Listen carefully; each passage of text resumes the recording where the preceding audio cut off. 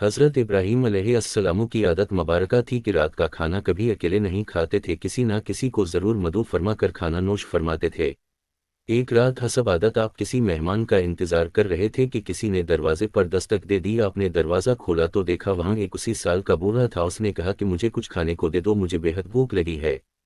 हज़रत इब्राहीम अलैहिस्सलाम ने खुश होकर फरमाया, मरहब्बा मरहब्बा, इस आदमी के हाथ धो लें। इसके सामने खाना रखा और कहा, बसम अल्लाह कीजिए। वो बूढ़ा बोला, मैं बसम अल्लाह नहीं पढ़ूंगा क्योंकि मैं मजूसी हूँ। हज़रत इब्राहीम अलैहिस्सलाम ने गुस्से में आकर कहा, खड़े हो जाओ, मैं मजूसी के साथ खाना पसंद नहीं करता। वो बूढ़ा चला गया। इधर पलक झपकते ही हज़रत जबरील अलैहिस्सलाम आए और बोले, अल्लाह ने फरमाया है इब्राहीम अलैहिस्सलाम, मुनकर तो वो मेरा है, मैंने तो उसी साल में कभी भी इसका रिज़्क़ नहीं रोका।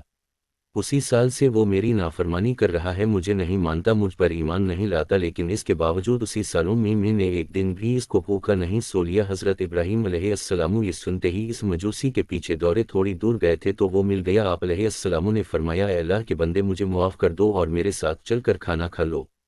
आपकी वजह से अल्लाह मुझसे सख्त नाराज़ हो गया है। मजूसी बोला कि कौन? अल्लाह अलैहिस्सलाम ने फरमाया, वो ज़ात जिसने सारी कायनात को पैदा किया है। अल्लाह वो है जिसने हर शय को तख्लीक किया और खूबसूरत शक्ल में डाला। अल्लाह वो है जो तमाम मखलूक़ात को रिज़्क़ देता है, जिसने तुझे और मुझे अब तक ज़िंदा रखा हुआ है।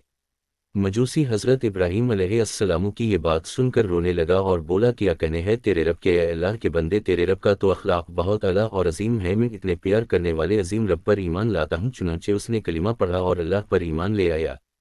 अजीज़ दोस्तों, हमें नफ़रत गुनहगार से नहीं बल्कि उसके गुनाह से करना चाहिए। जो कोई भी इंसान किसी गुनाह में मुब्तला हो, हमें इससे नफ़रत नहीं करनी चाहिए बल्कि इसके लिए हिदायत की दुआ करनी चाहिए। अल्लाह हम सबको समझने और नेक अमाल करने की तौफ़ीक़ अता फ़रमाए। आमीन या रब्बल आलमीन। मज़ीद हमारी वीडियो देखने के लिए हमारे चैनल को सब्सक्राइब करें।